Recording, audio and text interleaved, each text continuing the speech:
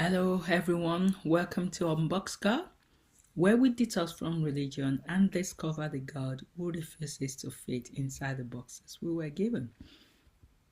I'm Tolu Sarah Johnson, and here we explore who God really is beyond fear, beyond formulas, and beyond everything we were taught to perform.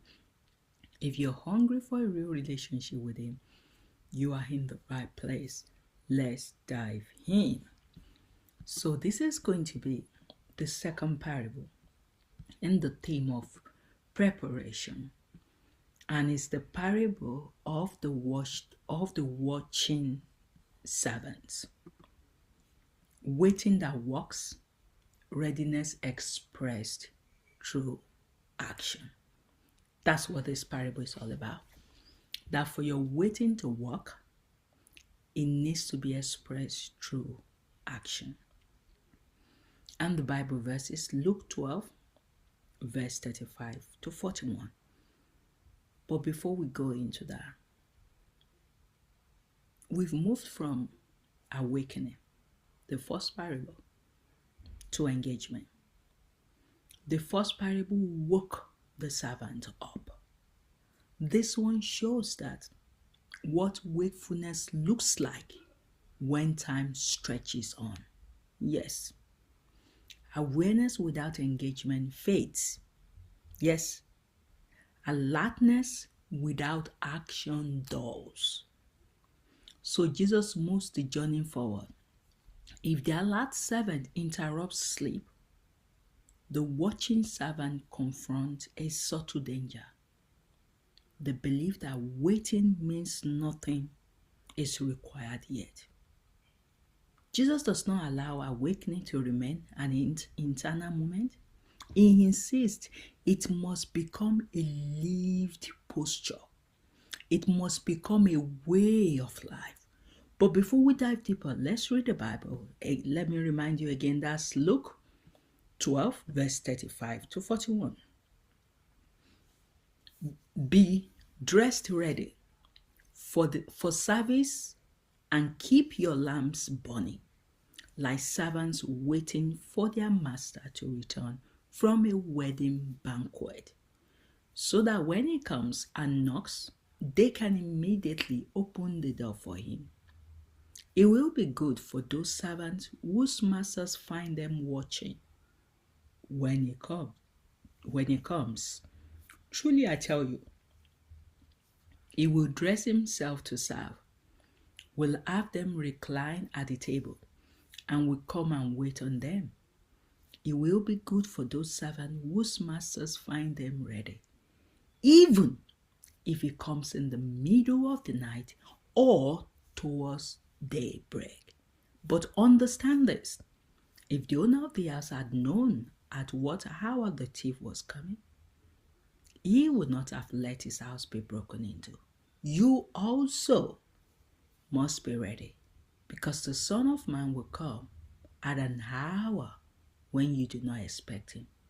Peter asks, Lord, are you telling this parable to us or to everyone? That's a good question, isn't it? Peter always has a question to ask. That's what I love about him.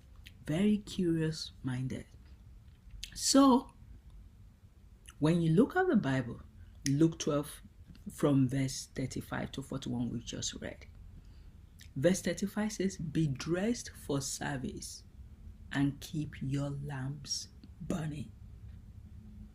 This is not emergency language. It is prepared life language. To be dressed for service means your life is already rearranged. Your life is arranged for response. Nothing essential needs to be gathered. Nothing important needs to be shifted.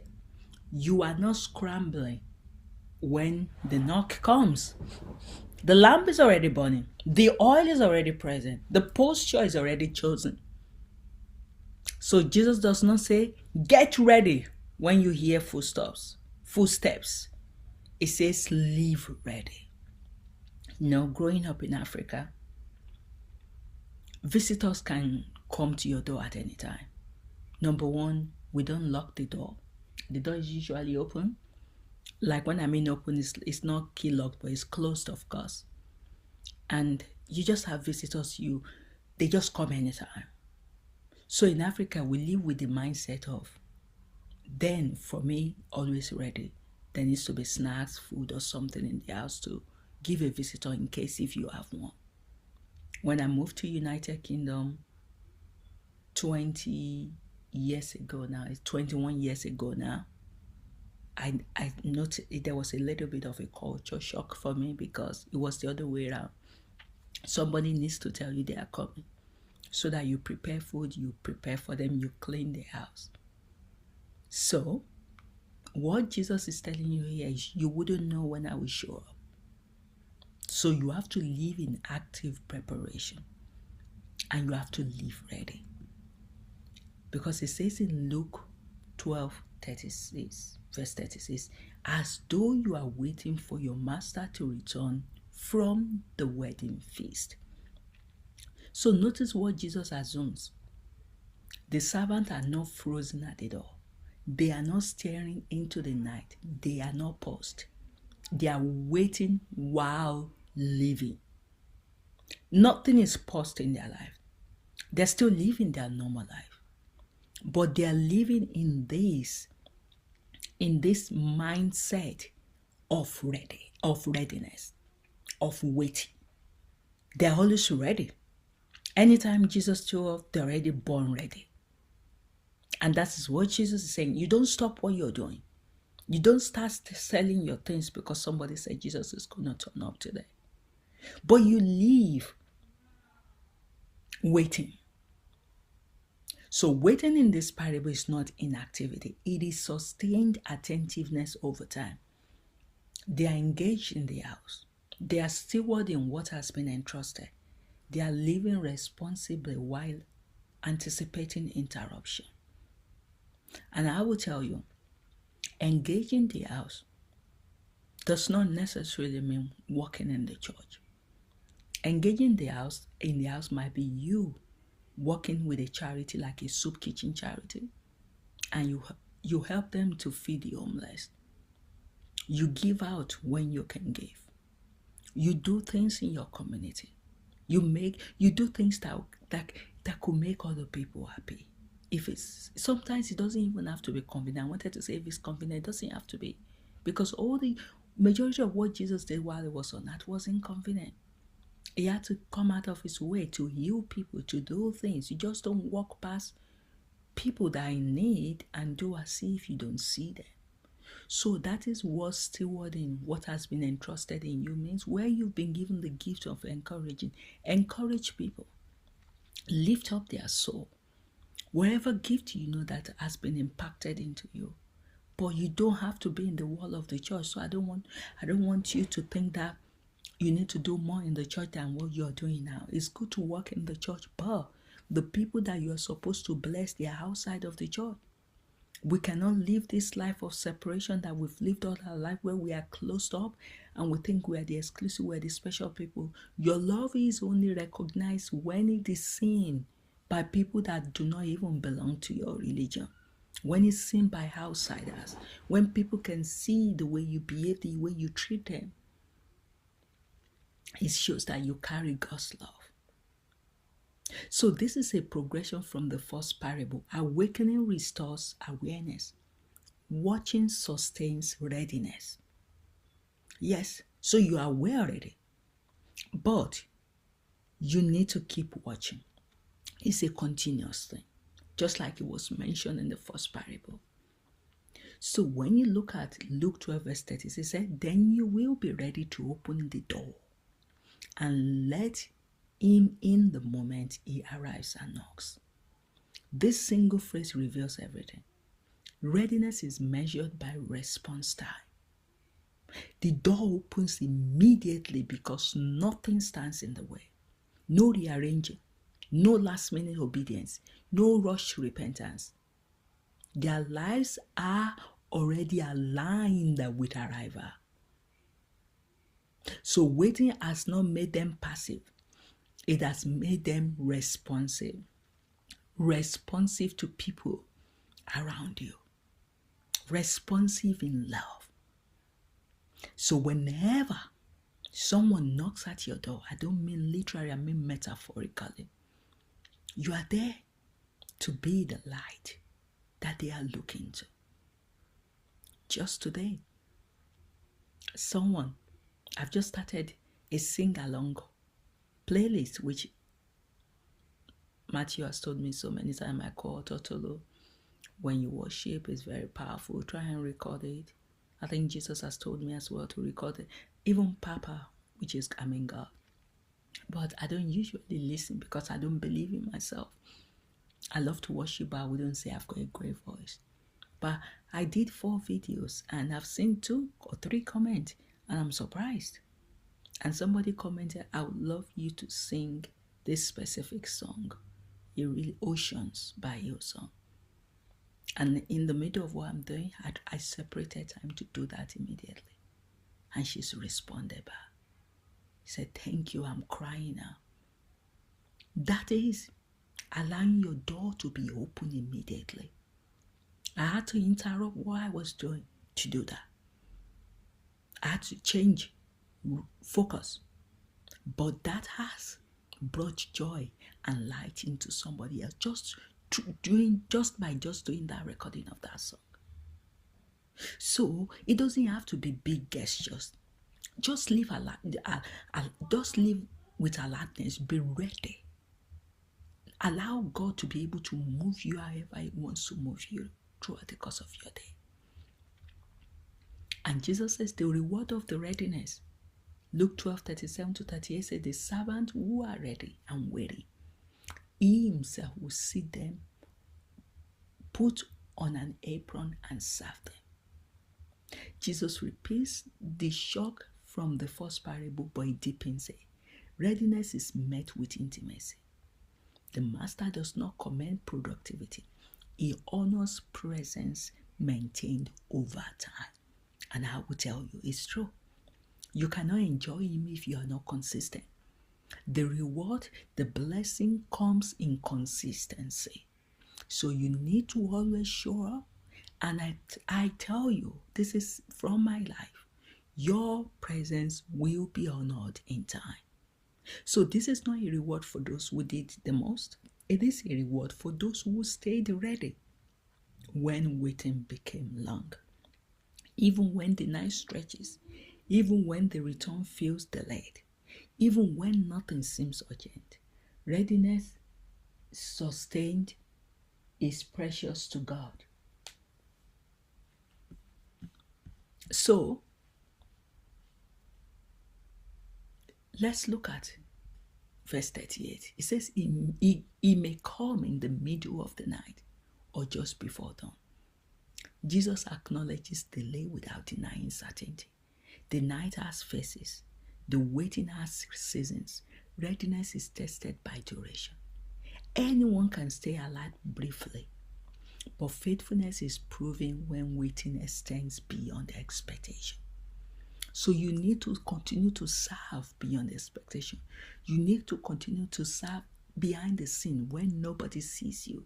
Don't be the one that loves to serve on the platform, but behind the scene, you're nowhere to be found. The danger is not in the length of the night.